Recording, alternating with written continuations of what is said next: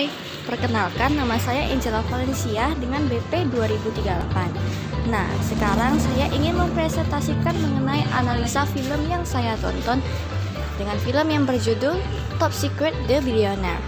Selamat menyaksikan. Berikut ini ialah keterangan film yang kami tonton. Film ini berjudul Top Secret The Billionaire yang dirilis pada tahun 2011 dan berasal dari Thailand. Durasi film ini selama 124 menit dan bergenre drama. Untuk sinopsis film ini menceritakan kisah seorang pemuda yang bernama Top Itipat. Awalnya dia kecanduan bermain game online, terutama pada saat umur 16 tahun. Pada saat bermain game online itu, ia menjual berbagai item langka dengan harga yang cukup tinggi, sehingga ia mendapatkan hasil yang memuaskan dari hasil jualannya tersebut. Dari hasil jualannya tersebut, ia merasa puas dan muncullah niatnya untuk mulai bisnis. Tetapi masa bahagianya itu tidak bertahan lama, sebab suatu hari akun game Itipat dihapus oleh pihak gamenya tersebut. Kemudian ia pun mencari cara agar dapat berbisnis kembali. Awalnya ia berniat untuk berbisnis kacang. Ide ini ia dapat ketika jalan ke pameran Food Expo dan melihat berbagai item canggih, dan salah satunya adalah item yang mengolah kacang. Alangkah sedihnya beridenya untuk berbisnis kacang itu gagal karena mesin yang dibelinya itu tidak ramah lingkungan dan membuat pemilik dari mallnya atau swalayannya itu tidak mengizinkannya lagi untuk berjualan. Tetapi karena kegigihannya, setelah gagal ia tidak menyerah dan mencoba untuk menjual rumput laut. Ide produk rumput laut ini ia dapatkan ketika pacarnya menawarkan produk dari rumput laut yang ia beli jauh dari lokasinya. Sebelumnya ia mencoba berbagai cara dengan modal yang besar untuk memasak produk rumput laut. Walaupun awalnya tidak enak gitu, terus rugi besar, tapi pada suatu hari akhirnya ia berhasil menemukan cara untuk memasak produk rumput laut, dan produk rumput laut tersebut dinamakan Tau Kae Noi. Begitu banyak cobaan dan kegagalan yang ia alami, namun berkat kegigihan dan juga dukungan dari pamannya, Itipat berhasil bekerjasama dengan 7-Eleven. Akibat dari kerjasama tersebut, ia berhasil menjual di 3.000 cabang pada saat umurnya meraih 26 tahun.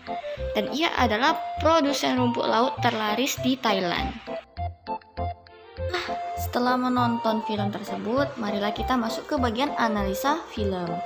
Nah, yang pertama yang saya dapatkan ialah dari pelajaran and learning, yaitu belajar merupakan suatu kegiatan perubahan tingkah laku yang disebabkan oleh pengalaman. Nah, ada berbagai adegan dalam film tersebut yang dapat kita terapkan untuk keterangan ini.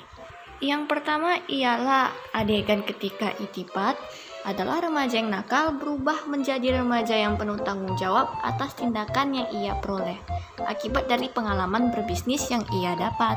Pengalaman berbisnisnya ini bukanlah pengalaman yang baik sepenuhnya, tetapi banyak sekali pengalaman pahit di mana ia kena kritik, di mana ia gagal, kemudian dimarahin, disindir, dan sebagainya. Sehingga terbentuklah kepribadiannya yang gigih dan bertanggung jawab. Kemudian adegan kedua yaitu di mana Itipat juga belajar dari pengalamannya. Pengalaman bahwa berbisnis itu ialah hal yang sangat susah dan ribet, bukan sesuka hatinya menjual dengan harga yang mahal, kemudian dengan bingkisan yang simpel. Adegan ini terjadi ketika Itipat ingin mencoba bekerja sama dengan 7-Eleven, tetapi mendapat berbagai kritikan dari pemiliknya. Dan salah satu kritikannya itu ialah harganya yang mahal dan bingkisannya yang terlalu simpel. Sehingga Itipat pun menyadarinya dan berusaha mengubah pikirannya. Dan kemudian ini adalah scene terakhir, di mana ketika Itipat tidak lagi menyogok orang lain sebab dari pengalaman pahit yang ia rasakan bahwa menyogok itu ialah hal yang buruk.